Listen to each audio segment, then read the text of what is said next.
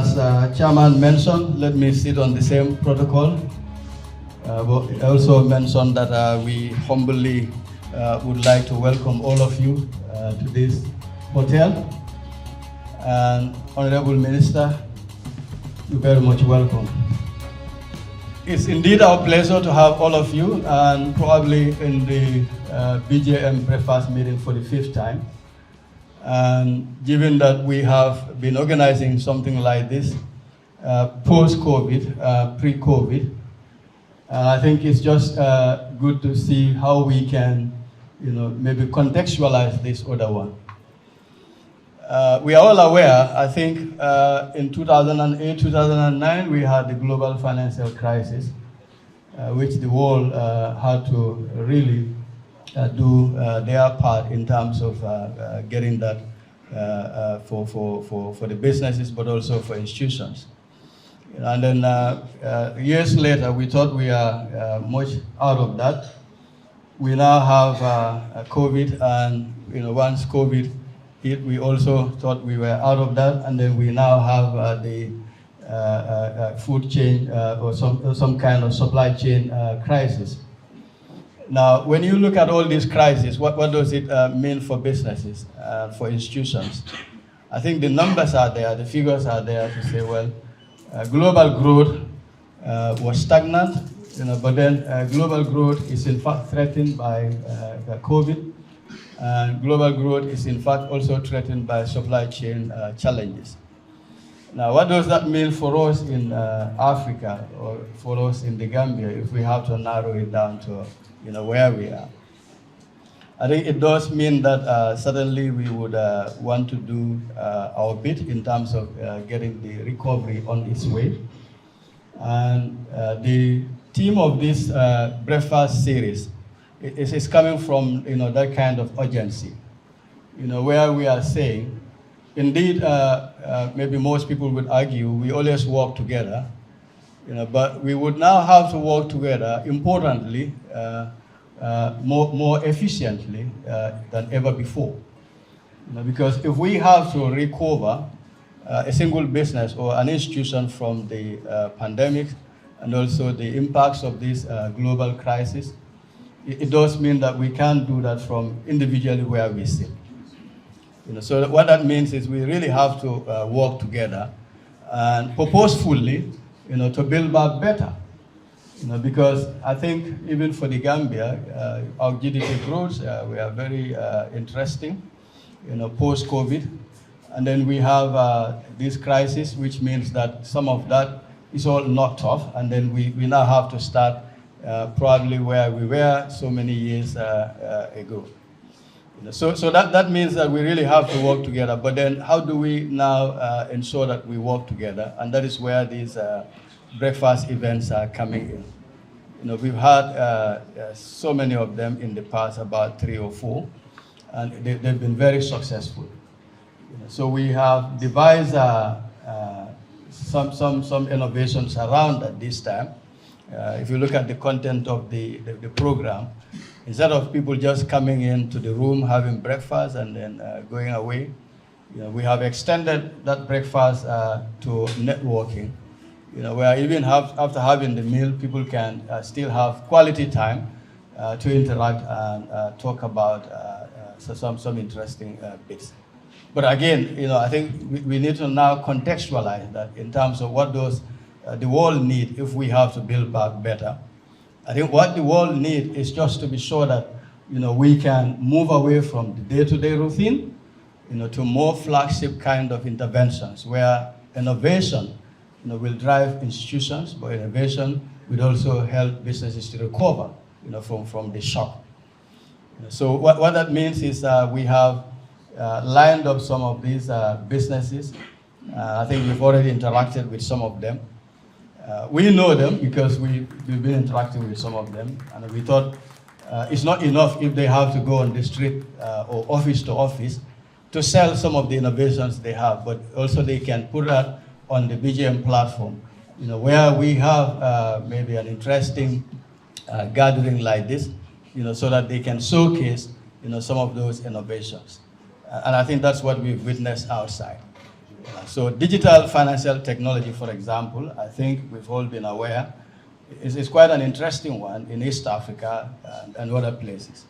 But again, because we interact with some of these businesses to help them with their CBG lancing, but also because we train beneficiaries, so that everybody would be inclusive within that digital platform. We thought that is also an interesting piece for showcasing. And then I think technology would stay here for a very long time. Now, how do we use that technology is also what's the important priority for everyone.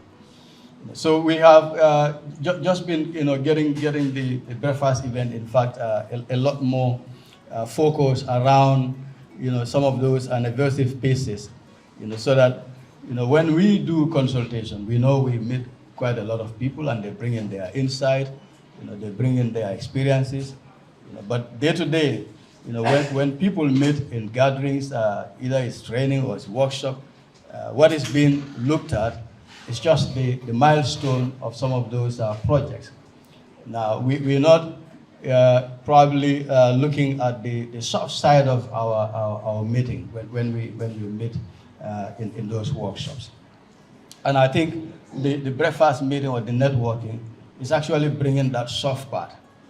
And I think we as consultants know how much that soft part is useful, because what it means, if you are consulting and you are getting information, people want to trust you in the first place, to have a conversation about the quality of the data or the information that you are getting from them. But also, when those projects or evaluations are done from the consultancies, you have to have a project implementation. Once people have built that relationship, which is strong enough, that project implementation becomes, in fact, much easier, because it's as if already we've done what one would call the heavy lifting, because relationships are built and they are strengthened, so people can now gather to deliver projects. So those are the connecting points from the way we see this breakfast meeting and networking, in terms of its value addition, to the work that everyone is doing. And I think, as Mr. Taylor mentioned, and as Chairman Sire mentioned, it's also getting us all contributing to that national development, but to a very large extent, international development. And I've mentioned in the video where we are asking the question to government, about the Africa Continental Free Trade. And that's sort of an existing ongoing conversation we would always have with the Ministry of Trade and GAKA, to be sure, not just the institutions are there to deliver on their mandate, but also to be aware, how that should be as a matter of priority, and urgency, because since trading began, I think many people are beginning to see, how would Gambia, as a country fit within that arrangement. And then when we do work, we always make sure that we sort of bring, that important point to light. So it's always good that we can meet to talk about some of these things. But I think importantly for us, the topic about building back better and working together to sort of achieve that is going to be here for some time. But then I think we thought we can start somewhere, over the last couple of years and see how we strengthen that. And I'm sure you've enjoyed the breakfast, and I'm sure you've already also established some network already. And the other day I was talking about it with Mr. Taylor, and we were looking at the format of it. And arguably what we are saying is, purposefully, if anybody comes to this event, what would be value addition is you interact with people who are not in your day-to-day in a kind of network. People who are not in your maybe sector ministry, or people who are not in your ministry or department. Maybe they sit on the other side, either in the private sector, so that you can add them to your existing network. And I think what that would do is a multiplier effect of building trust, but also building stronger partnerships as we go along. Bearing in mind, that what COVID has left us what the global financial crisis have left us, is still a huge challenge, that no individual business or institution, can sort of get on alone. So we are maybe up to this point getting to be sure that we don't have anybody operating within their silos, but we sort of get people to understand the connections that would sort of help us to deliver much more. And I see a lot of businesses since then have been successful, but our argument has always been there is always greater success. So meaning, we still have to work together to achieve that greater success. And some of it is now facing us, even with the continental free trade that I've just mentioned. So we're having ongoing discussions with trade and with GAPA to see how we can, in fact, work together, to just get some of these things much more useful. That's not saying that that's not saying that we are not working together. We are already, but we wouldn't sort of just limit that to the relationship that trade and BJM has, or the relationship that GAPA and BJM has. But we really now would extend that to a very wider kind of community, so that when we have a wider community, that would sort of keep this dialogue going on. We can be sure that we would have the efforts to build back better. And I see, I think, very important institutions here, but also very good businesses with good potential. So I'm sure as we follow up the outcome of this particular event, we can take this conversation higher. But the next time I think we are here, we would have, probably get some more new friends, because even as 2 days ago, when we opened the registration online, we have over about 100 delegates registering. So if we had in fact left it 24 hours, it would have gone beyond 110 or so. So meaning people are excited about the opportunity, so do we also excited about the opportunity. But it is something I think we can all embrace, and we're happy that everyone is here to sort of not just enjoy the food, but also beginning to have that quality collaboration. And we would have the interview side, and I'm sure we will get to understand how some of these questions that are bothering most of us would be answered by the different representatives. But also we would have some more other events later on in the year, and we'll announce a few of them at the closing. So we would probably see how we can, in fact, get some of these into a much more wider group. But also, I think let's recognize some of our other members or delegates or BJM partners who are also joining us from the other countries. We have BAKARY joining us from Saudi Arabia, and we have Francis joining us from Ghana, and we have Elizabeth joining us from Nigeria. So those are members of the BJM family, but also people that are already familiar with much of what is happening in this space in the Gambia due to their relationships with BJM.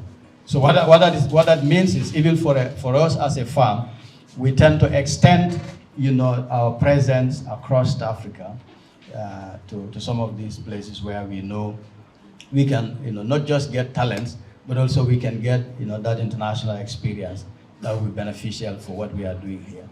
So it's not just maybe a few of us you are seeing in the room, but also those who are online and they are contributing to the work that we are doing as a family. And I think this morning we are being kind of distinguished by our blue collar. I can see Mr. Tello in his blue collar, and then I think certainly we have on the program, the networking there, getting people to understand how they can grow the brand value. And I think anyone knowing BJM would understand how we sort of promote our brand. But you can also see that we are promoting our country. We've got the Gambia flag with all our flags in our office. And we brought some of those flags here, just to be proud, for our national colors. But also, so I think some of the businesses have also displayed their brand, their brand outside. And then we have gift bags, that have got some of those already printed materials from us, but also from the businesses that have come along today to represent in the exhibition outside. And I think for those who have attended previous business breakfasts have, in fact, seen the addition, the extra bit that is in the form of exhibition. Because I think it's good to showcase some of these things.